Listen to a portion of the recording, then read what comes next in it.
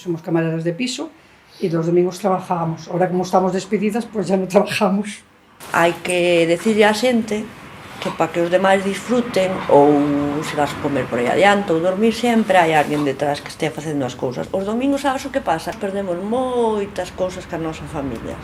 Eu de feito teño un neno e no verano vexo escasamente unha vez á semana. Esas cousas a xente non ve. Pensa que ti traballas e que tes unha vida normal. No, cando chegas á casa ao mellor e te sentas e dixes que cansada estou, podía ir a tomar algo. Pero chegas tan cansada e os domingos que todo o mundo está por aí tomando algo, porque é lógico. Os domingos é un día de descanso, nós non temos eses días. Eu nunca fun á folga porque sempre traballei, entonces por medo das represalias, pero sí, agora concienciame de que todo o mundo debería ir, que o mundo se parara ese día. Porque hai xente que vai á folga e despois vai comer a un restaurante.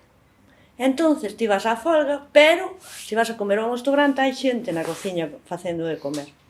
Entonces, leva un bocadillo, un sándwich, fai eso. Para que a xente que está traballando non traballe. Ainda que non vai á folga, non lle deas tal, que estea sentada. Eso sería o correcto. Nos agora mesmo estamos reivindicando que nos despediron injustamente. No momento en que pides os teus dereitos, xa non os teus dereitos, si, os teus dereitos, que tes dereito a pedir os teus dereitos. No momento en que pides os teus dereitos, mandan-te á calle. Entonces, o 8M, si, que pare todo o mundo.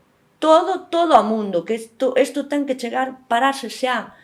Os dereitos que eu penso que agora mesmo todo o que se ganou estáse volvendo a perder, porque a xente baixa a cabeza e non mira.